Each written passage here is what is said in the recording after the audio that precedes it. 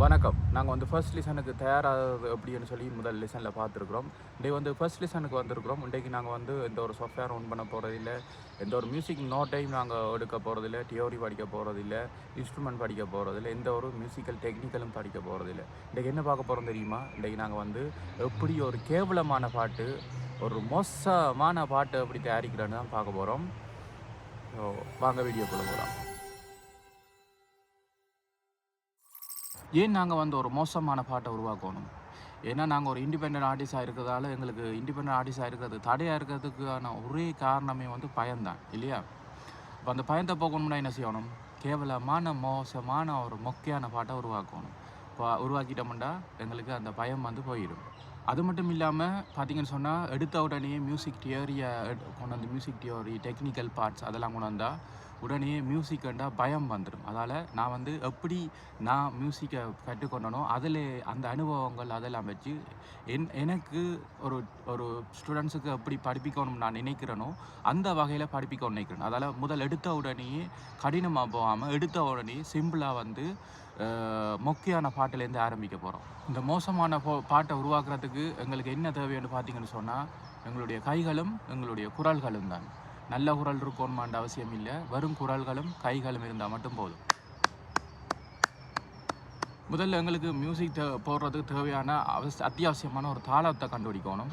அந்த தாளத்தை வச்சு தான் நாங்கள் வந்து மியூசிக் செய்ய போகிறோம். அது எந்த தாளமாக இருந்தாலும் பரவாயில்ல. எனக்கு இன்டர்நெட்டில் வந்து நான் தேடி படித்ததுனால எனக்கு வந்து தமிழில் எல்லாம் தெரியாது. 4 பீட்டுன்னு சொல்கிறது 1 2 3 4 1 2 3 4 1 2 3 4 இது வந்து சமனாக போகிற ஒரு தாளம். இப்போ சீரட்ட தாளம்னு சொன்னால் இதே பிள்ளையாக போட்டால் 1 2 3 4 1 2 3 4 இது வந்து பிள்ளையாக போகுது. ஸோ இது இல்லாமல் 1 2 3 4 1 2 3 4 அண்டு சமனாக இருந்துச்சுன்னு சொன்னால் இதை வச்சு நாங்கள் பாட்டு பண்ணலாம். இதுதான் இன்றைக்கு அத்தியாவசியமான ஒரு ஃபவுண்டேஷனாக பேஸ்.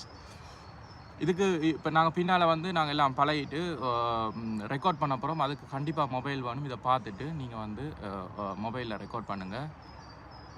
ரிப்பீட் பண்ணிக்கொண்டே இருக்க போகிறேன். மொக்கையான பாட்டு உருவாக்க போகிறோம். பாருங்க வாருங்க வாங்க வாங்க வாங்க.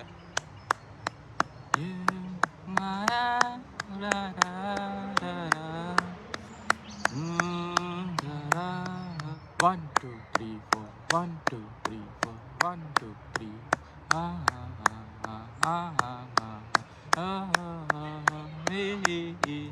la la la la la la la la la la la la la la la.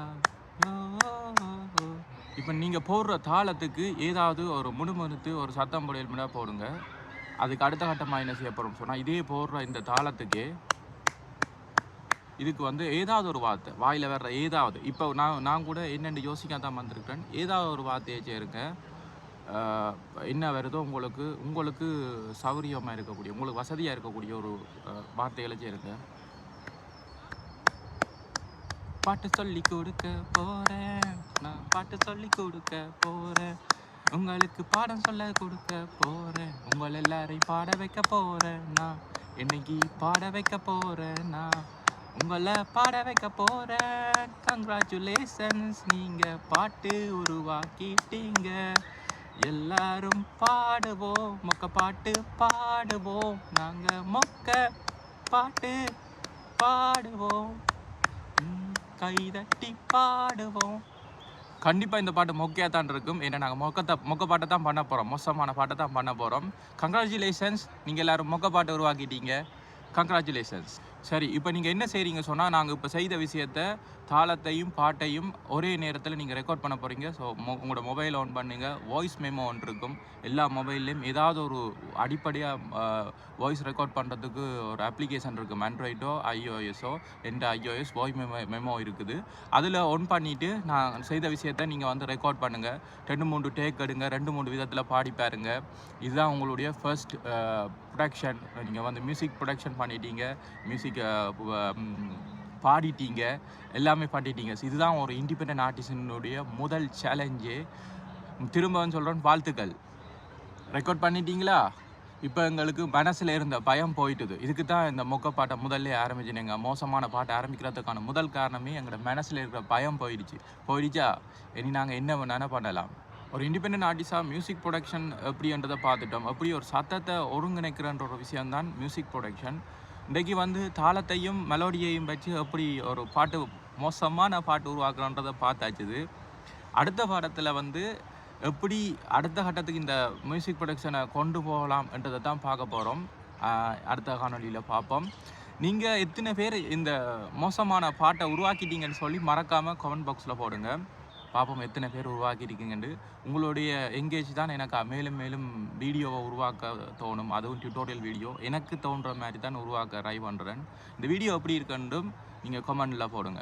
உங்கள்கிட்ட கடைசியாக ஒரு கேள்வி, மியூசிக் ப்ரொடக்ஷன் வந்து எப்படி இருக்கும் என்றது தான் உங்களோட கேள்வி. அதாவது இலகுவாக இருக்குதா, கடினமாக இருக்குதா, உங்களுக்குள்ள ஒரு கலைஞர் இருக்கிறாரா என்றதை வந்து மறக்காமல் கமெண்ட் பாக்ஸில் போடுங்க.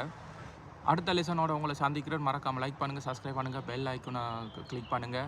முடிஞ்ச அளவுக்கு உங்களோட ஃப்ரெண்ட்ஸோட ஷேர் பண்ணுங்கள். நீங்கள் ஊக்குவிச்சா தான் என்னால் மேலும் வந்து மியூசிக் லெசன்ஸ் வந்து க்ரியேட் பண்ணுவேன். அப்பப்போ டைம் கிடைக்க தான் பண்ணுவேன். என்னால் ரெகுலராக ஒரு ரிதமெட்டிக்காக போட இல்லாமல் இருக்குது. அதுக்கு மன்னிப்பு கேட்குறேன், மன்னிச்சு கொள்ளுங்கள். பாய்.